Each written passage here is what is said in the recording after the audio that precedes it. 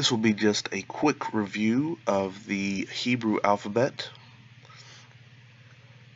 The first class period we went over the consonants, and so I'll review those with you. Remember, there's no uppercase or lowercase, and they are read, as we said, from right to left. These are the consonants we'll be going through, and the vowels we will learn next week, so this is just a refresher for you.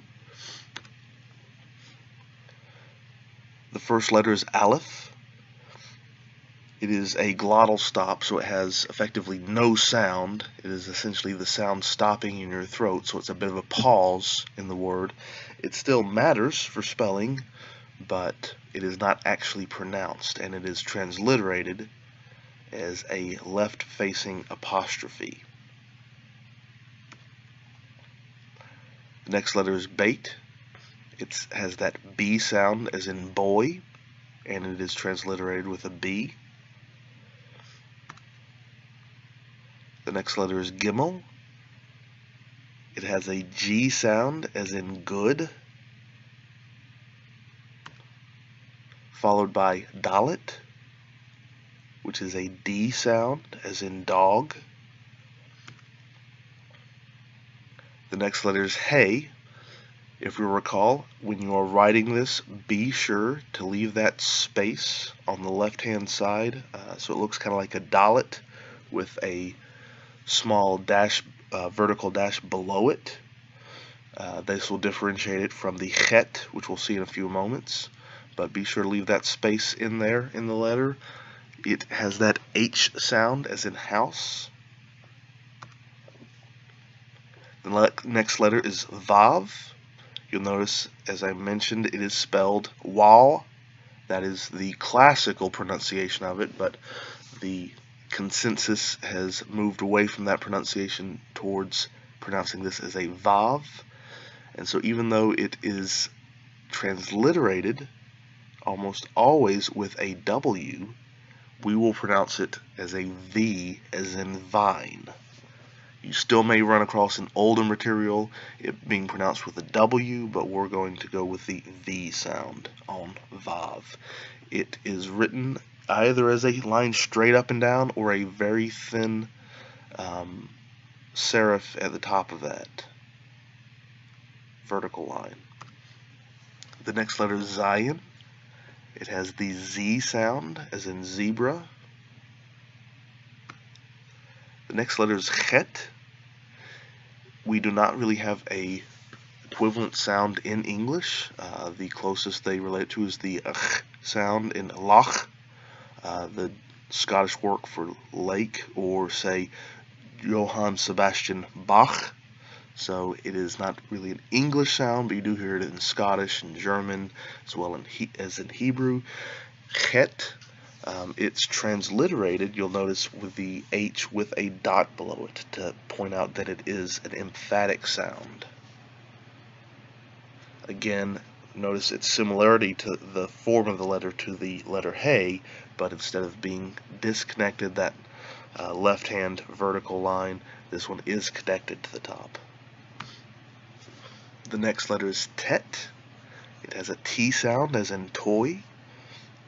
Its transliteration does have a dot below it like Chet does, because we'll see later on there's another T sounding letter in the Hebrew alphabet.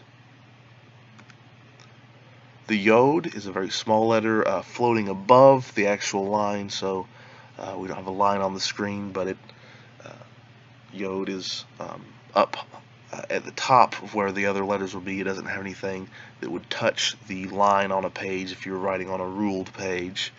It's transliterated with that Y because it has a Y sound. The next letter is Kaf. It has a K sound as in king and is transliterated as a K. Again, things to look out for. It could be confused with Beit, but it has a rounded edge down at the bottom, whereas Beit had a flat line at the bottom that actually ascended out or extended out beyond the edge of the letter. To go back and look at Beit, notice how it extends over to the right at the very bottom of the letter, past the vertical line Kaf, that will bend right on around like a backwards C. The next letter is Lamed.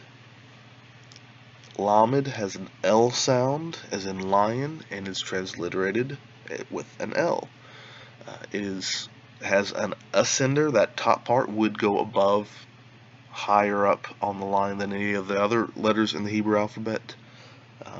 Very recognizable, but Lamed. The next letter is Mem. It has a M sound, as in mother. Then Nun. It has an N sound, as in now. It is another one of those thinner letters like Vav and Zayin. It effectively looks like a Vav, except that it has that horizontal line down at the bottom as well. Samekh is the first of our letters that has a S sound to it. It is transliterated with an S. Ayin is the second of our silent consonants. Native speakers can differentiate between this and Aleph, but for our purposes we will treat them both as absolutely silent with no phonetic value, though we do need to differentiate them both in our own transliterations and translations, because they will make a difference in words. A word that has an ayin can be interchanged with an aleph and vice versa. So it'll be silent in the pronunciation, but you notice it also has a different transliteration, so it does have that rightward facing apostrophe as opposed to the leftward facing apostrophe of the aleph. So that is ayin. Pei has a P sound, as in Papa. It is transliterated with a P. The Tzadeh is another sound we don't really have an equivalent single letter for in the English language, but it has that Ts sound, as in Tsar, or perhaps the sound at the end of boots or cats, and it is transliterated with the S with that emphatic dot beneath it to indicate that it does have that Ts sound. Again, you want to look out, it does have a very similar form to ayin, but it has a more severe angle in that bottom line, how it transitions from the top to the bottom of the letter. So keep the difference between Tzadeh and ayin. Note how they do look different. The next letter is Kof. It has a very similar sound to Kaf when it is read, and so it's going to have that K sound, as in king, but it is transliterated with a Q. Again, Kaf and Kof are not interchangeable, they simply have similar sounds. The next letter is Resh. It looks like a backwards lowercase r, so that should help you remember that it has that r sound, as in run, and it is transliterated with an R.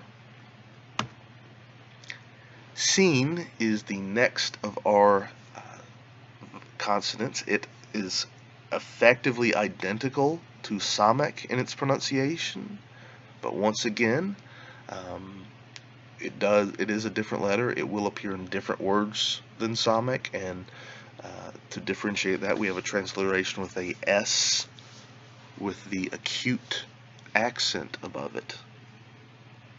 Sin.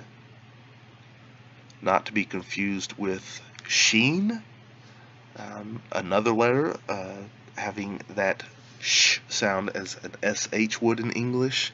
It is differentiated by in transliteration by the circumflex, that little caret above the S, to differentiate it from Samekh and Sin. If you do get confused, as I often have, between which one is Sin and which one is Sheen, a good little memory tool is, remember, sin is never right. the dot is over the left part of the letter. Sin is never right. It's silly, I know, but the sillier they are, the more you'll remember them. So if it's over the left, it's seen. Over the right, it's sheen. Finally, our final letter is tav. I've kind of held on to convention here, spelling it as if it were tall, but like vav, that W has morphed into a V sound, so tav, T as in toy. Remember, we had another T sound with tet. They're effectively the same. This one, however, is not transliterated with that dot underneath it. It is just a bare T, but for all intents and purposes, it has the same pronunciation as tet.